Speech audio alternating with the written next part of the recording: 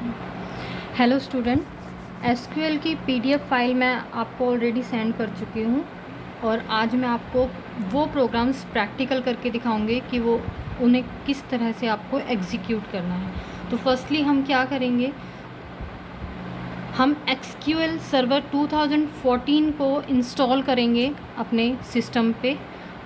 और उसे स्टार्ट करने का क्या तरीका है, पहले आप स्टार्ट पे जाएंगे, वहाँ पे आपको एसक्यूएल सर्वर 2014 मैनेजमेंट स्टूडियो के नाम से आपका विजिबल होगा, उस पर आप क्लिक करेंगे।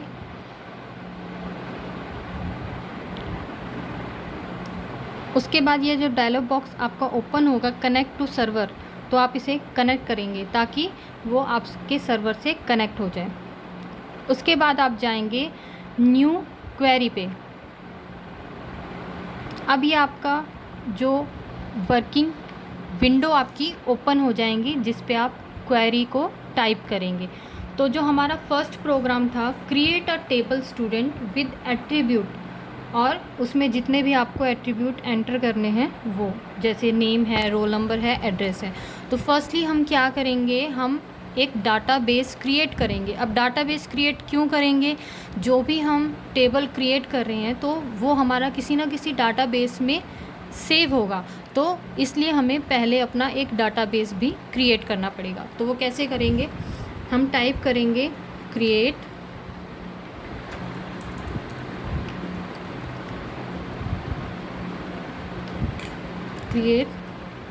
डाटाबेस, जो भी आप डाटाबेस का नेम देना चाहते हैं as you wish. For example आपने स्टूडेंट दे दिया।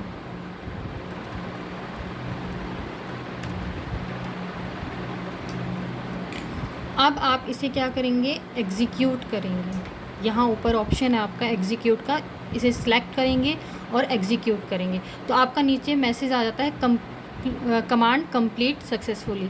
अब ये यहाँ पे एक बात ध्यान रखना है आपको, एसक्यूएल को सीक्वेंशियल लैंग्वेज इसलिए कहते हैं क्योंकि हर स्टेटमेंट जो भी आप क्वेरी लिख रहे हैं तो हर लाइन को बार बार जो भी एक क्वेरी लिख रहे हो हर क्वेरी को आपको एग्जीक्यूट करना पड़ेगा, तो इसलिए इसको सीक्वेंशियल लैंग्वेज कहा जाता है। और जो बाकी लैंग्वेज है आपकी सी है, C++ है, वो आपकी प्रोसीजरल लैंग्वेज है। उसे प्रोसीजरल लैंग्वेज क्यों कहते हैं, क्योंकि वो एक कंप्लीट प्रोग्राम को एग्जीक्यूट करती है, वो एक एक लाइन को एग्जीक्यूट नहीं करती है। तो ये डिफरेंस है आपका एसक्यूएल और अदर लैंग्वेज में, सीक्वेंशियल एंड प्रोसीजरल लैंग्वेज में। ठीक है, अब आपका ये आपका डाटाबेस क्रिएट हो गया है। अब इसी डाटाबेस को यूज़ करके अब हम इसमें क्या करेंगे, कोई भी टेबल इंसर्ट करेंगे। तो उससे पहले क्या कर रहे हैं, अब इसको यूज़ कर रहे हैं तो इसके लिए भी हमें क्वेरी लिखनी पड़ेगी। यूज़ जो भी आपका डाटाबेस का नेम आपने जो दिया है, क्या दिया है, स्टूडेंट।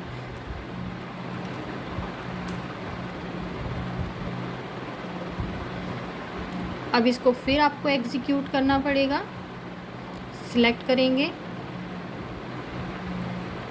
एग्जीक्यूट। देखिए कंप्लीट सक्सेसफुली मैसेज आ गया। ठीक है, अब आपका जो मेन है, जो भी आप अपना टेबल जो क्रिएट करना चाहते हैं, क्रिएट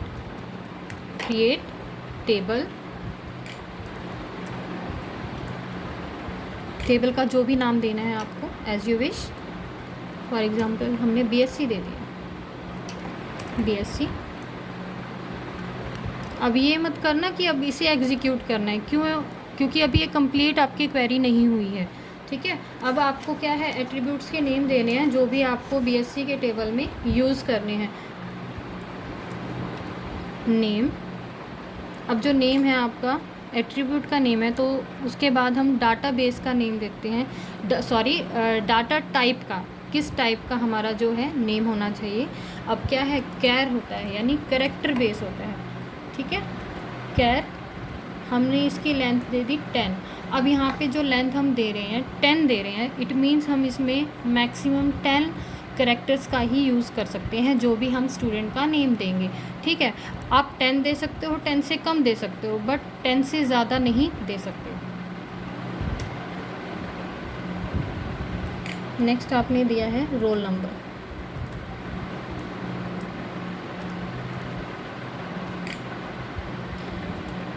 ये हमने वेर कैर ले लें।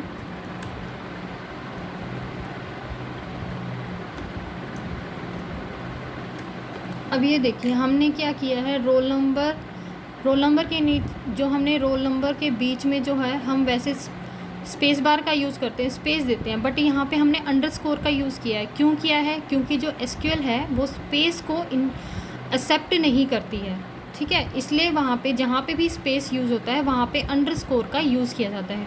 और यहाँ पे हमने वेर कैर यूज़ किया है। हम यहाँ पे इंट भी यूज़ कर सकते हैं, लेकिन हमने वेर कैर यूज़ क्यों किया है? वेर कैर होता है variable character, it means alpha numerical value हम इसमें यूज़ कर सकते हैं। कई बार क्या होता है, जैसे हमारी आईडी होती है, आईडी में हम नंबर्स भी यूज़ करते हैं और अल्फ़ाबेट्स भी यूज़ करते हैं। तो उसके लिए हम क्या यूज़ करते हैं? वेर कैर, क्योंकि वो दोनों वैल्यूज़ को एक्सेप्ट करता है, चाहे वो अल्फ़ाबेटिकल हो चाहे वेरिएबल्स हो आपके, ठीक है, इंटीजर नंबर्स हो। और यहाँ पे हम क्या है, वेर कैर, एक और बेनिफिट है वेर कैर का यूज़ करने का।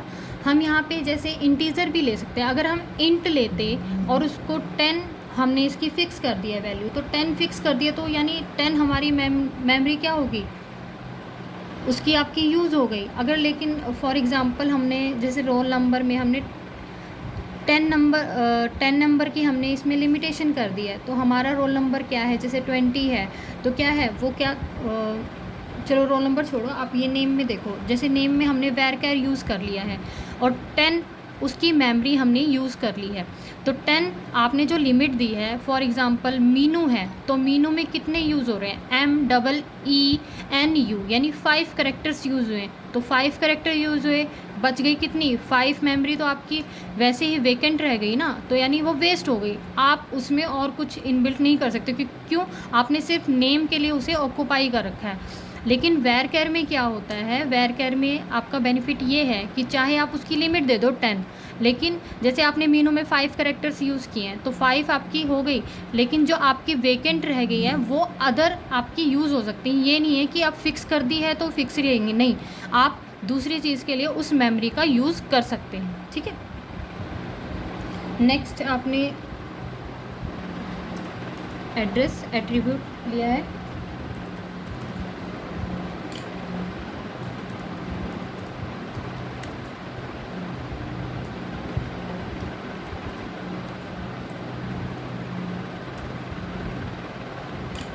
सब्जेक्ट,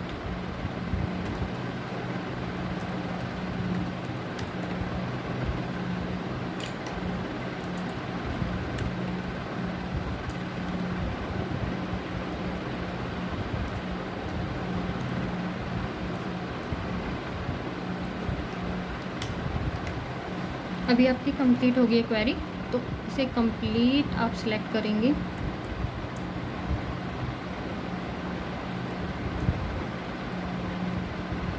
आप एग्जीक्यूट करेंगे, ये देखिए आपकी कंप्लीट हो गई है जो भी आपने कमांड दी थी, ठीक है। अब आप क्या करेंगे, अब इसे शो करने के लिए क्या करेंगे, सेलेक्ट करेंगे, सेलेक्ट स्टार फ्रॉम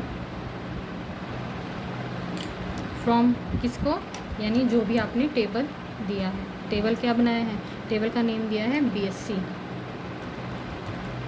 ठीक है, एंड सेमीकोलन, सेलेक्ट करेंगे और एग्जीक्यूट करेंगे। यहाँ पे आपका शो हो गए, आपके नेम है, नेम, रोल नंबर और एड्रेस और सब्जेक्ट, जो भी आपने एट्रीब्यूट किया था। और हमारा फिर नेक्स्ट प्रैक्टिकल था, नेक्स्ट जो था क्या, add a new column in existing table, यानी जो आपने BSC की टेबल क्रिएट कर दी है, अब उसमें आपने एट्रीब्यूट तो फिक्स कर दिया, एट्रीब्यूट दे दिए हैं, बट हमें क्या करना है, एक और न्यू एट्रीब्यूट इसमें इंसर्ट करना है। तो उसके लिए हमें क्या क्वेरी चाहिए होगी, अब आपने टेबल क्रिएट कर दिया है, ठीक है,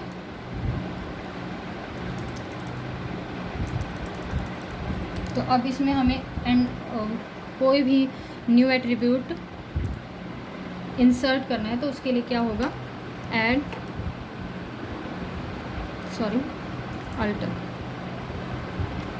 अल्टर टेबल टेबल का नेम क्या है आपका, BSc, इसी में हमें चेंज करना है।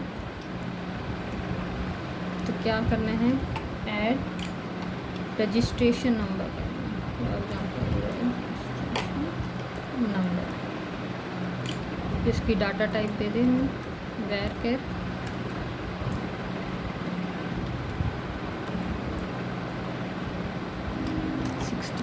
अब इसको हम एग्जीक्यूट करेंगे। ये आपकी सक्सेसफुल हो गई। एंटर प्रेस करके सिलेक्ट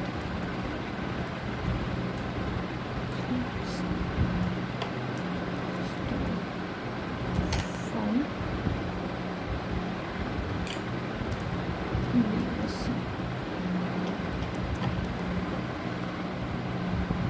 एग्जीक्यूट करेंगे।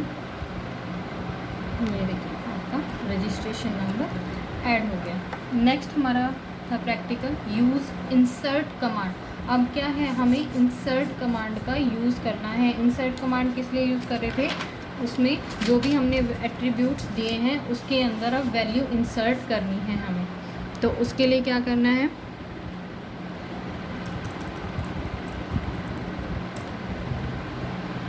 एक ही प्रोग्राम में मैं आपको सारे प्रोग्राम्स यूज़ करके दिखाऊंगी, क्योंकि वो ये बार बार सेम चीज़ें रिपीट नहीं होंगी। अब है इसमें इंसर्ट हमें करना है, इंसर्ट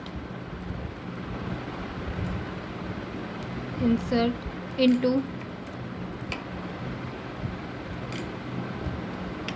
BSc, जो भी आपका टेबल का नेम है, वैल्यूज़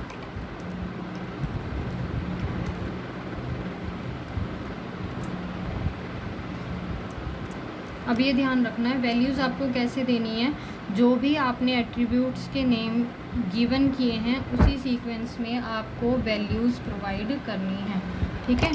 अब जैसे नेम है, सिंगल कोट्स में इसे लिखना होगा, जो भी करैक्टर्स हैं उन्हें आप हमेशा सिंगल कोट्स में ही लिखेंगे, ठीक है। नेम आपने जैसे दे दिया अमित, इसको क्लोज किया। नेक्स्ट आपका क्या है, roll number, for example roll number आपका 20। नेक्स्ट है एड्रेस, एड्रेस आपने दे दिया जीन, ठीक है। नेक्स्ट आपका है सब्जेक्ट, सब्जेक्ट भी आपका करैक्टर है तो इंग्लिश या math, as you wish, maths. Next है आपका, देखिए आपने अब रजिस्ट्रेशन नंबर भी इंसर्ट किया था तो रजिस्ट्रेशन नंबर देंगे आपने 090 दे दिया, ठीक है। अब आप इसको एग्जीक्यूट करेंगे। ये देखिए 1 रो अफेक्टेड, यानी एक रो आपकी कंप्लीट हो गई है। अब आप इसको शो करके देखेंगे कि कैसे इंसर्ट हुई है। सेलेक्ट स्टार फ्रॉम टेबल का नेम,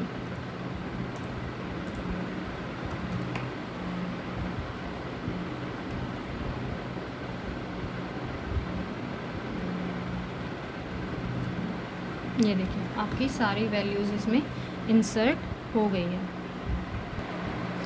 अब ये तो हो गया हमने कंप्लीट जितने भी एट्रीब्यूट यूज़ किए हैं उनमें वैल्यूज़ इंसर्ट किए। अगर हम चाहते हैं कि स्पेसिफिक कॉलम्स में वैल्यूज़ इंसर्ट करना चाहते हैं तो उसके लिए क्या करना होगा, उसके लिए क्या क्वेरी यूज़ होगी, ये देखिए इसके लिए होगी इंसर्ट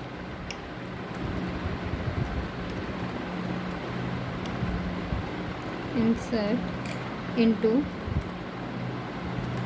टेबल का नेम। अब ब्रेसेस में आपको उन एट्रीब्यूट्स के नेम देने हैं जिनमें आपको वैल्यू इंसर्ट करनी है, स्पेसिफाई, यानी जो सेलेक्टेड एट्रीब्यूट्स हैं सिर्फ उन्हीं की वैल्यू आपको इंसर्ट करनी है। फॉर एग्ज़ाम्पल आपने ले लिया है नेम एंड सब्जेक्ट,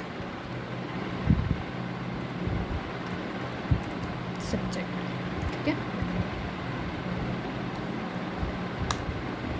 अब आपने वैल्यूज़ दी हैं, वैल्यूज़ नेम है तो सिंगल कोट्स में,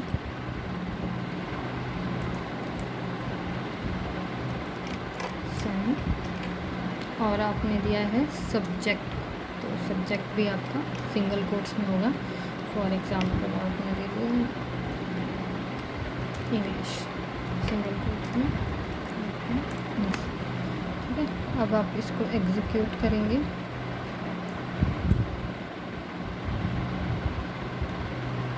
सेलेक्ट करके एग्जीक्यूट करेंगे। देखो 1 रो अफेक्टेड, यानी 1 रो अफेक्ट होगी आपकी। अब इसको देखेंगे कैसे, सिलेक्ट